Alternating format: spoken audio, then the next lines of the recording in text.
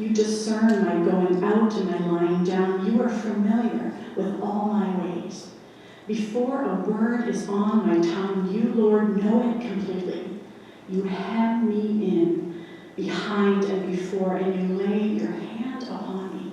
Such knowledge is too wonderful for me, too lofty for me to attain. Where can I go from your spirit? Where can I flee from your presence? If I go up to the heavens, you are there. If I make my bed in the depths, you are there. If I rise on the wings of the dawn, if I settle on the far side of the sea, even there, Lord, your hand will guide me. Your right hand will hold me fast. Won't you please continue reading the scripture with me responsively? If I say, surely, the darkness will hide me and the light become night around me. Even the darkness will not be dark to you. The night will shine like the day. For the darkness is as light to you. For you created my inmost being. You knit me together in my mother's womb. I praise you because I am fearfully and wonderfully made. Your works are wonderful. I know that full well. You're welcome to ask.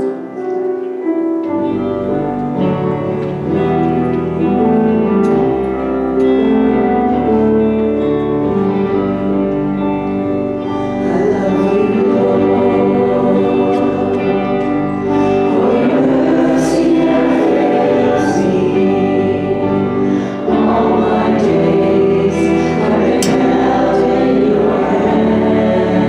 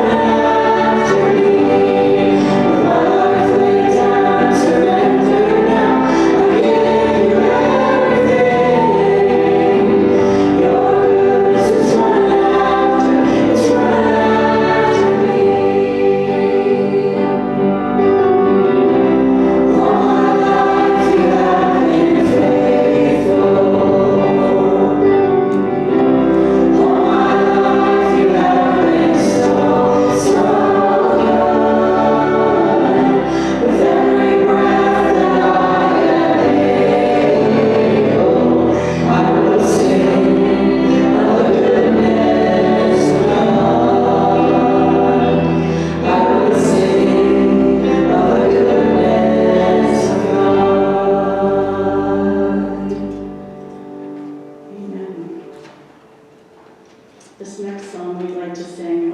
We do it quite a bit here at Westview, and I just love it so much. It speaks about us never being alone, that God is always present with us. And it proclaims, you'll see it in the progression of the lyrics in the chorus, that He was with us in the fire, in the wilderness, in the dark times in the past. He is with us now, whatever we're walking through right now, and proclaiming that He will be with us in the future as well. Let's sing and proclaim this together.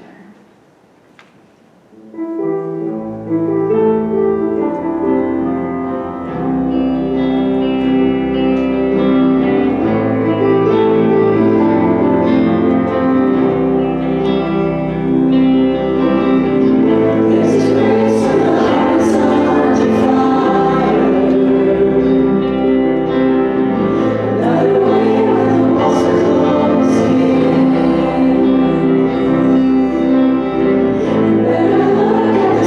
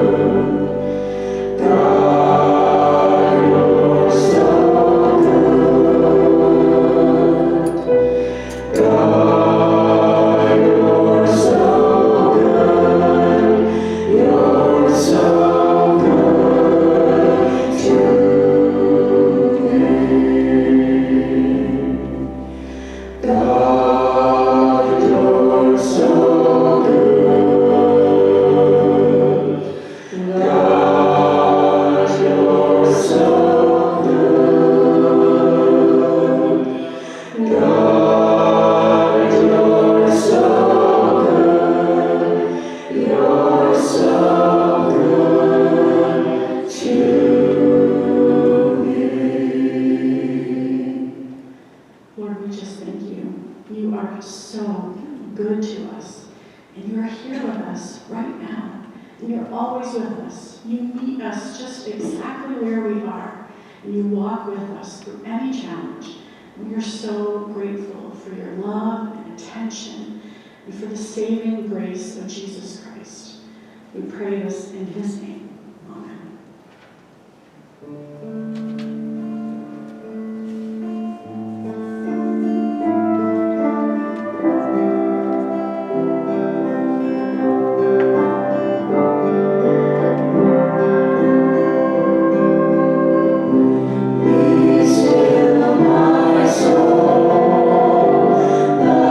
Lord is on the side.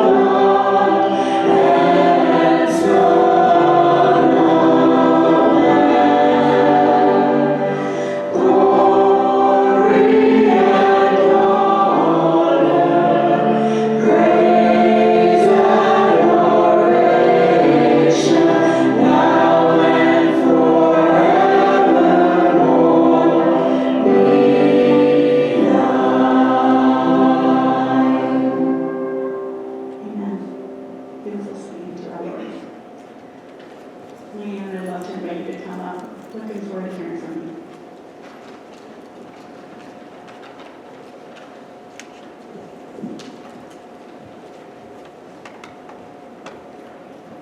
So we're going to see, is my mic on? Good morning, everyone. Thank you for just starting us off with such a peaceful beginning to our day. Wasn't that lovely? My name is Leanne Friesen. Some of you may know me in different capacities. If you're part of the CBOQ, the Canadian Baptist of Ontario and Quebec, I'm your executive minister, so you might have seen me on videos, or you might have seen me in different publications, or what have you. And this church, Westview, is part of that family of churches. And I want to say a special hello to all of you at Westview. Thank you, Tina and the team, for putting together this really meaningful day. And I wanted to let you know how much we have been praying for you. We know it's been a challenging year. And we will leave it at that. We will send you, we know that we are praying for you and so happy that you are continuing to be journeying with us. And I hope that you will also know how encouraged we are to see the amazing way your church has come together to be innovative in how you do Sundays and to listen to a plurality of voices and to be able to put together events like this in the midst of it. Some of you may be from other churches, other communities, glad you're here. Some of you might not have anything to do with church at all, and you might not know a single word to those last songs, and you are all very welcome here. The other thing that you might know about me, so that's my day job. I'm executive minister of the Canadian Baptist Centre in Quebec, but I have a weird hobby. So I often joke that I have a very strange hobby to do on the side of that job, and my hobby is grief. It's a strange hobby, I admit. Of course, it started before I got this job, and I run an Instagram page for grievers. I wrote a book about grief. But where this really all began, I can actually go back many years. I was always interested in grief. I was a pastor for 18 years, and I always thought it was so important to make space for grief, make space for lament. I saw what an impact it had on people's lives. But when it really began to shape me was when I went through my own season of deep grief. And I had losses before. I'd lost friends, grandparents, and so on. But the experience of deep grief came for me in 2013 when my sister was in her final days of cancer. Her name was Roxanne. And that's a lot of the book that I wrote is centered around what I learned in that time. And there was a moment that I came to understand very profoundly, and I do share this in the book. Some of you may have heard this story if you've read it. But it was an incredibly shaping moment for me. And my sister was about a month before she died, but we knew she was palliative. I had just gotten back from visiting her. She lived in Newfoundland. And she was very much in a hospice situation. You know, we were planning a funeral. And I was at the back of our church where I was pastoring, and a well-meaning congregant, and I need to be really clear that I do not remember who this was, because since then every single congregant in my church has apologized in case it was them. Which is very funny. And I'm like, I promise I don't remember who it was, and I'm not mad about it. It was reflective. But the Lord has allowed me to forget, so I feel like I can tell this story without putting anyone on the spot. And it was so nice because this person asked me, "How's your sister?" And I said, "Well, she's dying." And then I kind of had more to my sentence.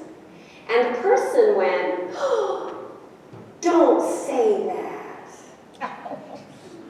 Right? Now, maybe you've had versions of that experience. If you've had someone dying, or if you're grieving, if you're struggling with your mental health, if you're going through challenges where you feel like life feels heavy, people have all kinds of ways where they say, "Don't say that." They mean it nicely, right?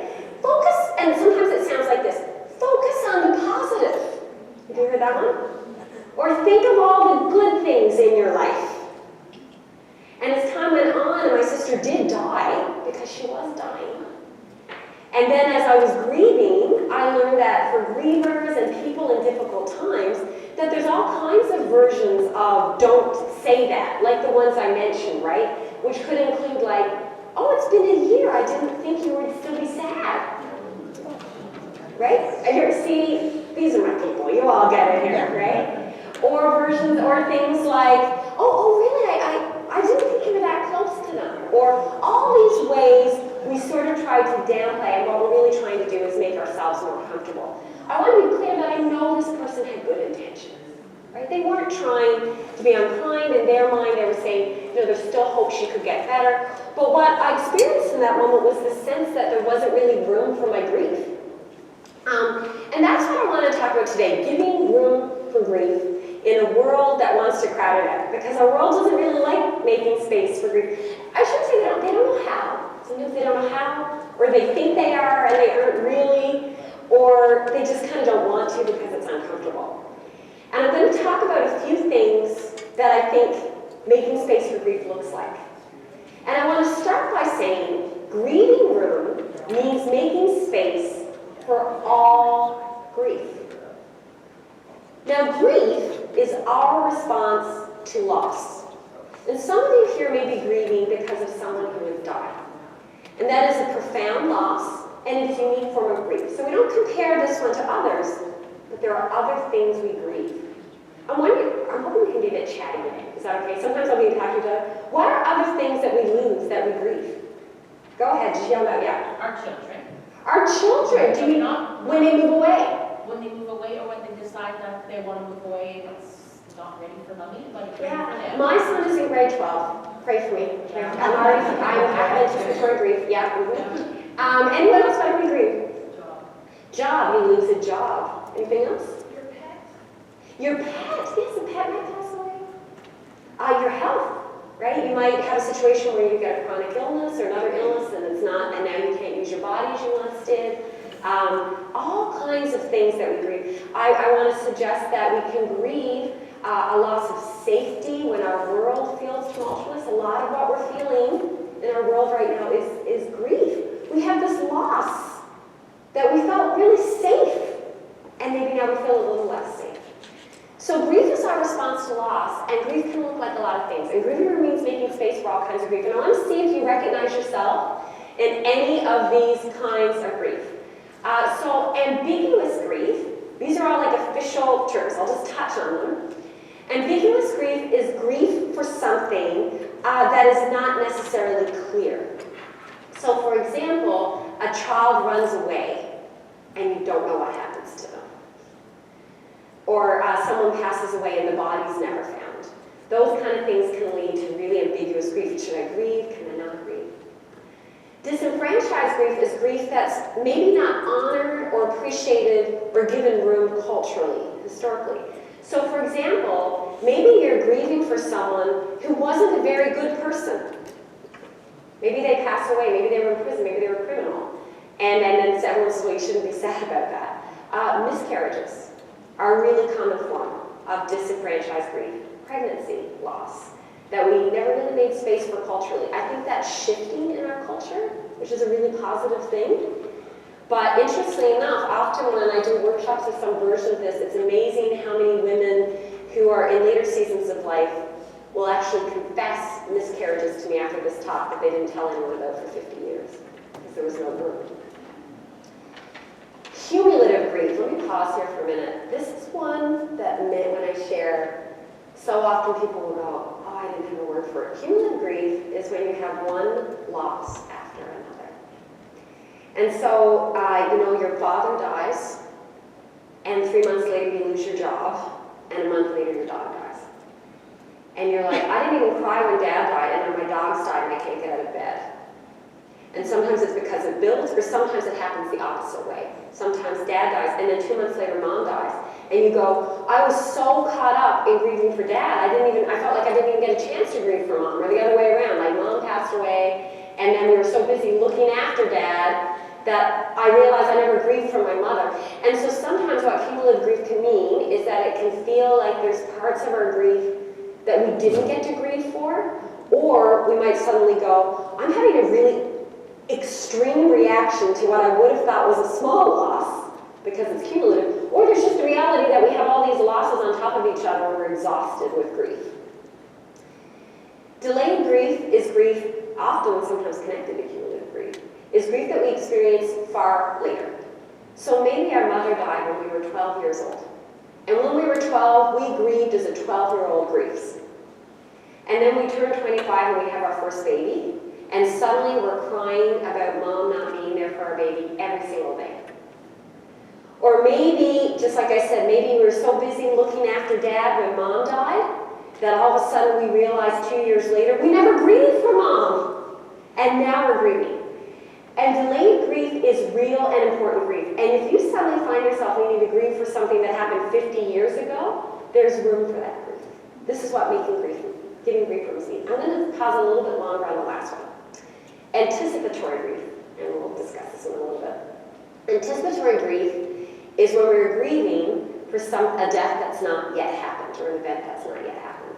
I know this afternoon we're going to have some, or maybe it's this morning, workshop about caring for people with Alzheimer's. A perfect example of anticipatory grief as we lose people in phases. So anticipatory grief is when the person hasn't died yet, but we're already grieving for them. And we're having this mixed feeling that I'm kind of already grieving. And we feel really complicated things when we're having anticipatory grief. Maybe you felt this. And I went through this when my sister was dying. So part of us goes, well, they're still here, so I shouldn't be grieving because I want to enjoy now. I don't want to miss being with them. Or I don't want to focus on the negative. I don't want to be thinking about their death because I want to be here. Or we might think this isn't really grief, but anticipatory grief is very real. I'm just going to read a little how I described it in my book briefly. And as I mentioned, my sister lived in Newfoundland, so I talk about flying back when she was in the final days of her life. She died about a month after this. And I say, there were so many people. How could one person know so many people? But she did. She collected friends in every part of her life, and it seemed everyone wanted to visit that week. The house was full of coworkers, neighbors, high school friends, cousins, aunts, uncles, in-laws. And I didn't know where I fit. Was it selfish to want Roxanne all to myself? Everyone wanted time with her. Everyone wanted one final conversation. I remember Roxanne's response after one neighbor had sobbed on her shoulder saying, "You've been the best neighbor we ever asked for." The woman shuffled out, wiping her tears, and Roxanne looked at me and said, "I can't keep doing this." What was one conversation for everyone else was unending conversations for her, and it was too much. So I was determined not to be another person she had to look after. I would keep my feelings in check. And so for 10 days I did little. I read while she slept. I talked to visitors so she wasn't overwhelmed. We watched American Idol. One day she said, "I can't believe I'm not going to find out who wins." Sometimes I was jealous. One day she had a friend come to visit, just to visit her from Alberta. 3 days in a row, she would go, everyone would vacate the room so they could have time with her. By day 3, I was annoyed. What about me? I was her sister. I'd flown far away too. She asked me if I could go through her pictures to get her funeral slideshow ready. She wanted to vet every photograph that would go in the slideshow. I spent hours poring over her perfectly manicured photo albums. I would go through an album or two, select pictures I thought would work, and bring them to her for her approval. Every picture with her children got a nod. "What should I wear in my casket?" she asked me one day. "Do you want to pick something else?" I asked her. She did, so I began to hold up outfits from her closet. 2 black, she said to some. "I don't like that one," she said another. I kept pulling at outfits. At one point, I pulled out a blouse I hadn't seen before. "Wait," she said, "try that on. You should take it home. I got it for my birthday. I haven't had a chance to read it. Wear it." I put it aside, ready to pack for later. By now, Roxanne had grown tired, exhausted. She decided that she'd let her friend pick out an outfit later. She was already letting things go. My last night, I crawled into bed with her. She'd been asleep, but I needed to talk to her one more time. My vow of not disturbing her was broken, but I couldn't resist. As I snuggled next to her in bed one last time, she woke briefly. "I dreamt I was swimming with turtles," she said. "I'm leaving tomorrow," I told her. "I love you." "I love you too," she mumbled. "You've been a wonderful sister. You've been a wonderful sister too." She fell back to sleep, and I crawled out of bed and packed my suitcase for my morning's flight. And one day, just 3 days later, someone at my church asked how Roxanne was doing, and I said, "Well, she's dying." And they said, "Don't say that." Perhaps now you can see how ridiculous this statement felt. So that's anticipatory grief, right? When you're talking, and I'd literally been picking out funeral clothes, and someone says, "Well, no, don't say that." But so anticipatory grief is very real. I'm going to give you a moment now. If you're comfortable, I want to be really clear. If at any point you're like, I don't want to talk, you can just kind of do one of these. And everyone will be like, we know what you mean. Sound okay? So you can get in a group as a pair. And I want to talk about, let's go back to these. Are any of these resonating with you, that you see and experience that you've had one of those, or you've seen it in others? Because my hope with this time together is we learn about what we need for ourselves, but also how to help others if you're not grieving. So please, maybe about 3 minutes, we'll just chat briefly.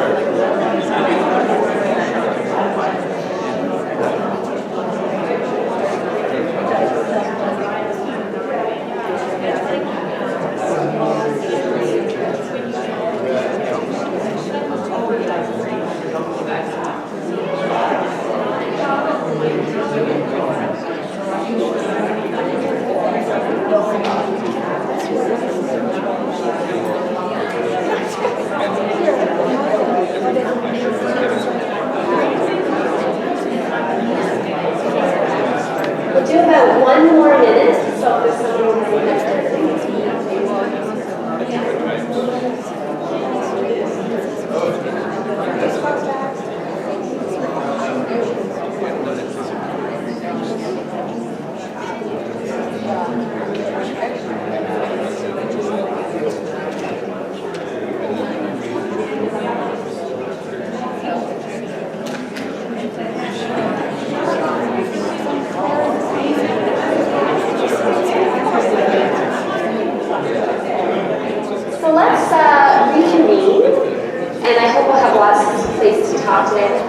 I also want to say that at any point you need to stand, you need to stretch, you need to take a moment, you need to leave and catch your breath. Please do, and there will be no offense taken. We often talk about places being safe places. We want this to be a safe place. We also want it to be a brave place. And we're seeking to be brave today. We're talking about hard things. But sometimes when we're brave, we also need to take breaks. And that's okay, because this is a care group.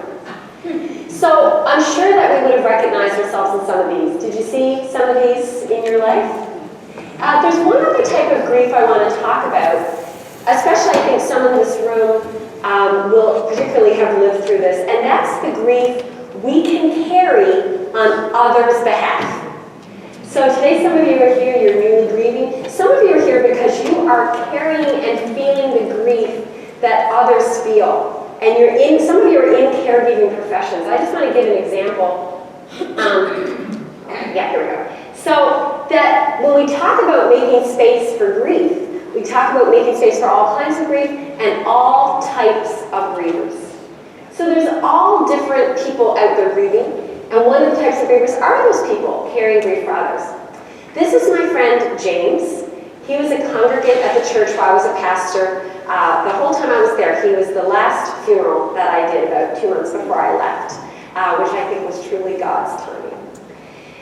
He was born with a congenital heart defect, and he knew he would never live to be an old man, but I spent the last couple of years of his life as he really grieved his coming death. And I cherish my relationship with him quite a bit. We worked together closely in the church. After he died, unfortunately, finances meant that they did things maybe a little bit differently. And they had a day, him and his 2 daughters wanted, they were going to cremate him. He had a wife and 2 young adult daughters, and they were going to have one more day where they could see the body. I could go on a very lengthy rant about funeral home expenses and the exploitative nature of some of these things, so let's not do that. But it was going to be very expensive for the 3 of them to see him, and if they opened it, then it comes as a visitation. It was a couple $1,000, so they were just going to have this like half hour, one more time to see him, and they had this cardboard, not like a particle board box that he was in, that they and the funeral home director brought markers that they could sign, which was really, really lovely. But it was this interesting dynamic. I'll show you the picture briefly. You cannot see him in this picture, but this is the coffin that he was in, so they could have this one chance to say goodbye. Now you might wonder why I have this picture. I'm going somewhere with this. These 2 children were so deeply grieved. There's so much loss. They're so overwhelmed. And they kept talking about like how the other family couldn't come and see it and all this stuff. And I said, as the pastor, I was there for it, I said, how about I take pictures and they'll be on my phone. And if you ever need them, you can ask me for them. And so to this day, I'll pull up my memories and see pictures of my dead friend on my phone. Right? Because that's what pastors do, isn't it? I was literally carrying his death in my pocket, right, for the other people. So some of you who are caregivers will go, yeah, I get that, right? And I want to say that those of you who are caring for others, sometimes it's just how you feel about your friends and the people in your life, that your grief needs room too. That is so important that you make space to name the grief that comes with that heaviness of sometimes that was a very literal way I was carrying it, but it's a metaphor for the ways we do that. So Grieving Room means making space for all types of grief and different types of grievers, and it means making space for all the ways that grief can look. And this is where we're going to spend the remainder of our time. So grief doesn't follow stages. How many of you can name the 5 stages of grief that you've heard? I bet almost everyone in the room could. Someone yell them out. Denial. Anger. Acceptance. Denial, anger, bargaining, depression, and acceptance. What a lot of people don't realize, those were developed by an author named, a psychologist named Elizabeth Kubler-Ross. Brilliant woman. We're so grateful when she wrote the book on death and dying. Her book was about people who were dying. It wasn't about grievers. Those stages were about her working with people in hospice. Now we're really, really thankful for her because what she did, which kind of went against Freudian thinking, who was like, your goal is just to forget it and like put it behind you, is she helped put words like, oh, grief could include anger, and it can include depression, it can include denial. But what happens, and I'm wondering if any of you have said this, when do I get to the acceptance stage? How long does it take? Is it like, this was me, is it like 3 months? Is it like a year? So what happens when we focus on these stages is we just assume it's going to progress in this like really logical way, when the reality is grief is a lot more like a roller coaster. Anyone agree with that? And actually, instead of being like, now I do this one and I am done, check, check, and then I go to this next one, I am done, check. And it creates this false sense that one day we're just going to accept it, when the reality is grief is going to be with us the rest of our lives. We'll learn to live with it. It will be more manageable, but we're not suddenly going to go, here we are. And I think that's an important thing to keep in mind. The reality as well is that different things can trigger grief. I'm going to ask in a moment if anyone want to give some examples of just random grief triggers, but let me explain what I mean by it. It's a moment there's an author who calls this grief bursts, where you suddenly go, you're fine, and then it's like, I'm in puddles. So examples, one of the biggest grief triggers for some people are the grocery store. You're shopping, you're like, oh, that's great. You see their favorite cereal. You're like, oh my goodness, I can't see for the tears. What are some other grief triggers? Funeral homes. Funeral homes, you pass a funeral home, you have to go visit one. Here's your favorite song that they have. Songs are brutal. And you know where that can be especially brutal is church. So for a lot of grievers, they had to come back to church and they're widowed or widowers and they don't have the person they sat with, and then you sing the song that you sang at the funeral, and it can be really, really hard, right? Or it might just come on the radio one day and all of a sudden you're like crying at a pop song, right? Anything else? Hockey teams win. Hockey teams win, because they didn't get to see it. Well, my mom has her brother's team won. She picked up the phone and had the number half dialed before she realized she's not the answer. My good friend's sister just passed away, and she said, Leanne, she was diagnosed with cancer a year ago, and she said, I said to the doctor, before I win, I want to see one of two things, Trump not get elected or the Leafs win. And she said, and you know what she said to me? She said, if the Leafs win this year, I'm going to be furious. Interesting, isn't it? Right? And that will be such a trigger for her. I had a meltdown at the final of American Idol because she didn't get to see it.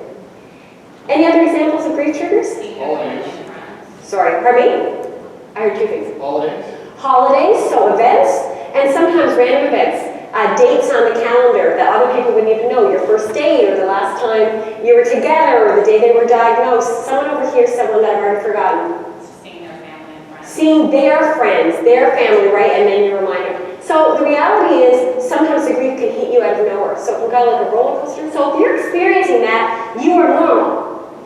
And it's a really helpful thing to remember as you're caring for your loved ones who are grieving, that they might not fit neatly in boxes in how they progress. That you might see them a year after the death and be surprised that they're having a really bad day.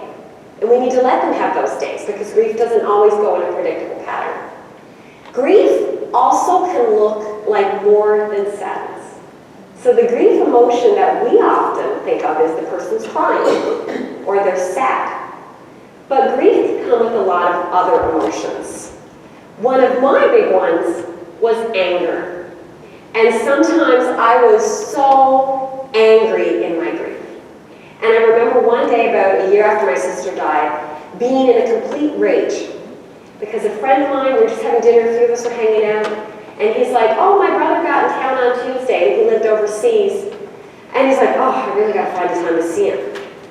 And I said, your brother's been in town since Tuesday, and you haven't gone to see him? And you're hanging out with me? Oh yeah, I'm sure I'll get to it. I don't know, I might not get time this trip. I could have punched him in the head. This is true. And that wasn't reasonable. He has a different relationship with his brother. There's a lot of other dynamics there. But all I could feel was, how would you ever miss being with your sibling? I would give anything to be with mine. Have you ever felt angry when you're grieving? Very normal. What other emotions might come with grief? Guilt. That's a big one. I'm sure somebody's thinking, yeah. Sometimes with grief you feel despondent, right? You just don't feel much of anything. All the things that you once liked, you're like, I just don't care about anything anymore. I used to think that was important. Now I don't care. I could care less. You might feel angry. You might feel depressed. You might feel relieved. Yeah, go ahead. Cold. You might feel cold. So all these things are normal. And grief is both physical and emotional. So this is another thing that grievers are often surprised by. I'm so tired. I didn't expect to be so tired when I was grieving. Grief is really tiring. Grief can cause headaches. Grief can cause depression symptoms. Grief can cause body aches. It's exhausting. It's exhausting. It's exhausting to be grieving. Yeah. And sometimes we have really very, very real physical symptoms when we're grieving. One of the things I love to say to people is just hand a water bottle to a griever at a funeral home. Because they might forget to drink and they're crying a lot and they get headaches. That's a love offering. I've often been at funeral homes and I've just slipped a chair behind someone in the, what's the word I'm trying to remember, the receiving line. because I just realized they've been standing for an hour. But that's just in that moment. But as time goes on, your physical symptoms when you're grieving can be very real. And so that's something to remember that grief can include. Also, grief looks different for everyone. And there's so many ways we can talk about that, right? And so we have these different ways that people respond to grief. But a story that I sometimes think about here was actually one that my sister told me long before she died or even got sick. And she told me about a woman that she knew whose child had died very, very suddenly. And I guess this also connects to anger. And she said at the funeral home, everyone that came up to her and spoke and said, I'm so sorry for your loss, or, thinking of you or whatever, she would just be like, is your child alive? Don't talk to me. And that sounds really harsh. But I suspect if any of you have lost a child, you might be like, yeah, fair. I felt like saying that some days too. So again, sometimes we want people to look like neat and tidy grievers, but they don't always. And sometimes your grief will look like crying every minute of every day, and someone else might not shed a tear. And someone else's grief might look like kind of pulling away from the world. Someone else might want to do things differently. Someone might build their house with pictures in every corner, and someone else might want to remove all the pictures because they're too hard to look at. But then some other specific things is grief after trauma can look very different. So in a grief course that I did, the woman who was leading this course, who'd been a grief counselor for years and years, said that in her experience, people who had a traumatic loss didn't even start the grieving process until a year after, because they were the whole year processing the trauma. Child loss is always considered a traumatic death. Death by suicide is always considered a traumatic death. So I want you to think about anyone in your life that's had either of those losses. If it's been like 7 or 8 months, they might be a year in and not have even begun grieving. Right? Like in terms of what we consider the grieving process, because they're actually still just getting over the trauma of the loss. Children's grief looks different than adults. One of the things that we sometimes wonder is we're trying to, one of the great heartbreaks of loss is how children are coping. And my sister's children were 14 and 16 when she died, which is garbage. And it was so upsetting to me. And I had to work so hard every time I looked at them not to just burst into tears and go, because it was driving them bananas that everyone was looking at them and going, oh, we called it the pity face. Oh. And it faded. It's interesting, one of the things that grief experts talk about is the term they use is puddle jumping. So when you jump a puddle, you get really wet and then you jump out of the puddle. That's usually what children's grief looks like. So children will have this moment where they're like in the puddle of grief and they're just overwhelmed with grief and they have a big cry and then they jump out and they're like, oh, let's watch SpongeBob, and they're great. Now as adults, we're like, whoa, that's a real hard shift, right? So we have to let the kids be in the puddle when they're in the puddle, and we can't drag them with us in our puddle when they're not, right? Aren't you sad about Grandpa? Well, maybe in that moment they're not. And we can find that hard because we might think, are they not really grieving? Well, they are. I think it's their little bodies and minds' way of coping, right? Like, they can't carry it all the way we can all the time. We actually can't very well either, can we, sometimes? And so we want to remember that. So if you think, what's wrong with my kids? They're probably just jumping in and out of the puddle. And as I already said, grief is diverse. So recognizing all these things, what does it mean to give grief room? Well, I like to kind of make these different dynamics. Grief is less about fixing and more about letting it be. So I invite you to think about that if you're a griever or if you're supporting someone grieving. When we want to talk to grievers, often our biggest goal is we think, how can I make them feel better? Right? So we go to the funeral home and we're like, I have to find the thing to say to make them feel better. If you're here and you're not grieving, I would ask every griever in the room, is there anything they could have said that would make you feel better? No. You're not actually going to make them feel better. It's not even the goal. I often say if we shift our language from how can I make them feel better to how can I make them feel loved, we're going to go a lot further in helping grievers. Because at that moment, you can't make them feel better, but you can say, I'm here for you. You can't say, I care about you. You can't say, I dropped the casserole on your porch if you need it later. But you're probably not going to say, and we'll talk about this more, you're probably not going to say the magic words to suddenly they go, oh, I never thought about it that way. I feel totally better. It's funny, we don't mean to. And again, all of this is well-meaning. We don't make room by minimizing it. And so minimizing can look like a lot of things. And I want to be clear, we do this to others, but we also do it to ourselves. Those of us who agree. So we minimize when we say things like, at least they had a long life. Any sentence that starts with at least, right? At least they went quickly. At least you got to say goodbye. At least you can have other children. At least you can get remarried. Are any of these feeling good? No, they feel terrible. So we can make empathy for what it is. Right? And it looks less like avoiding and more like making space.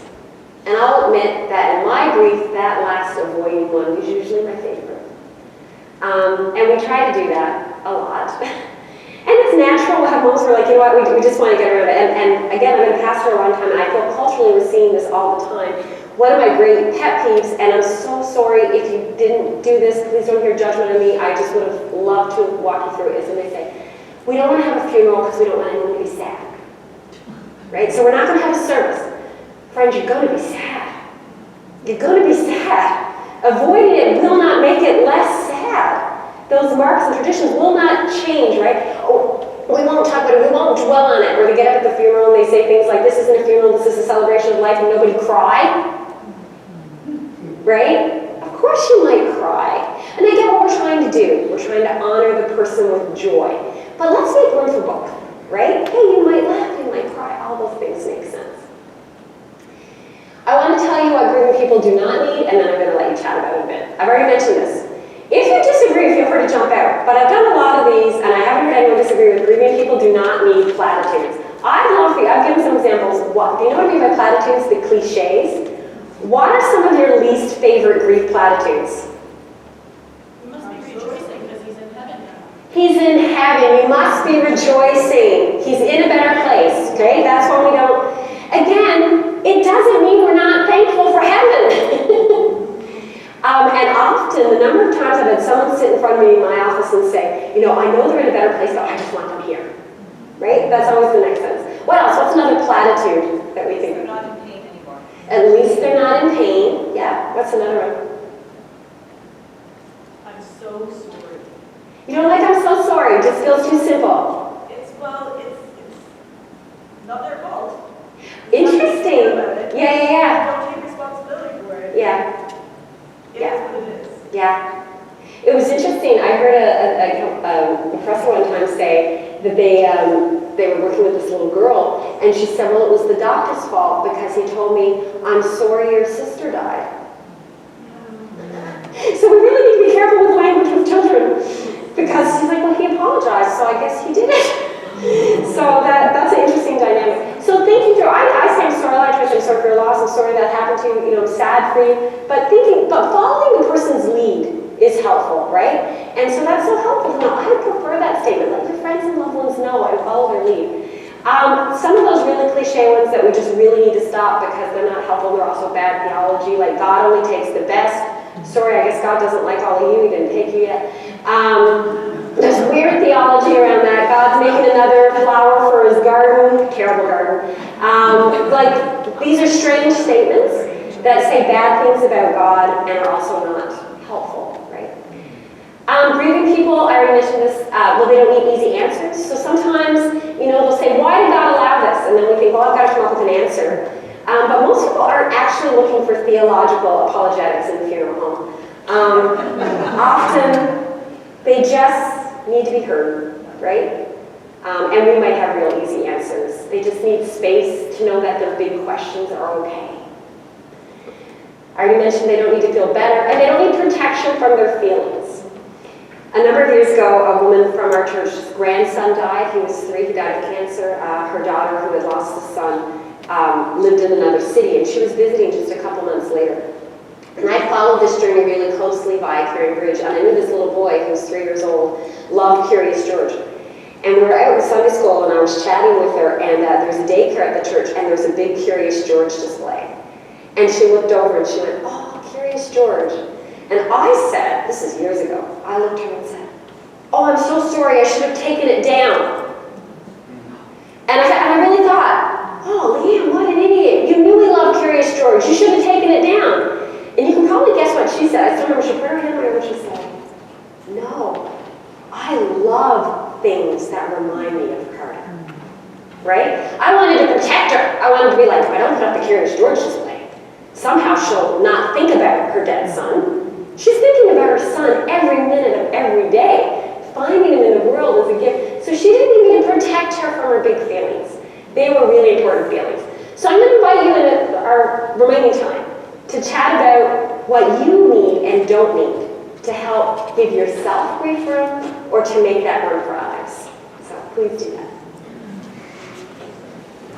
Oh, I left it. You know, before you do that, give me 2 seconds because I forgot my last slide. Here's some things that give grief room. Say their person's name, right? You don't need to avoid it. Acknowledge hard days or seasons. So if you know it's the anniversary of the death, I often say as well, you can put reminders in your calendar. So if you've heard of someone who's just had a loss, grab your phone, put a reminder, pick 3 random days out of nowhere in the next year, call Leanne, and then just write and say, I'm praying for you today. Invite them anyway. So you might say, you know, we're having a Christmas party about the really sad, so you shouldn't invite them. What I encourage you to say instead is, I'm having a Christmas party. I know you're grieving. I'd love you to come. If you don't feel up to coming, that's okay. If you decide to come in at the last minute, you walk out the door and change your mind and don't come, that's okay. If you come and you're sad, it's okay and you won't bring the party down. Or if you come and halfway through you need to leave, that's okay. But include them anyway.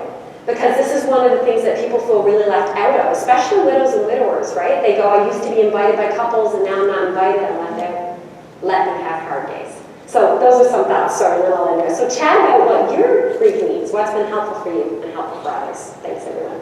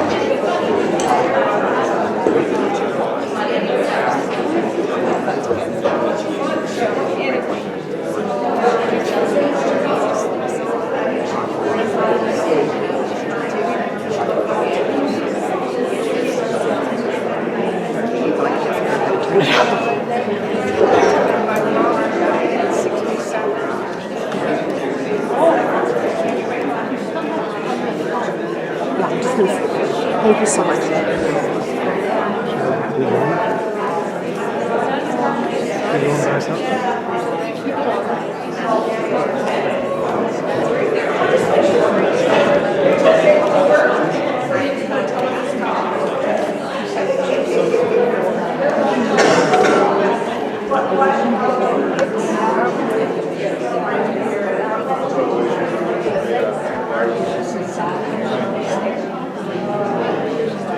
I'm just going to bring your attention back to the front for a moment. If you do need more more time to talk, you can, but we are entering our break period. And we do have some coffee, some snacks available in this area. If you'd like to grab one of those, by 11 o'clock, our classes will be started. On the back of your name tag, you have your group highlighted and the location. We have a map that's being projected, but it's also in your bag. So if you need to walk around the church and figure out where you're going, just follow the directions. And if you see anyone with a name tag that has blue on it, they know the church, so they can direct you if you do happen to be struggling with where you're going. And I just want to encourage you, thank Leanne. Thank you for your discussion on grief to introduce us today.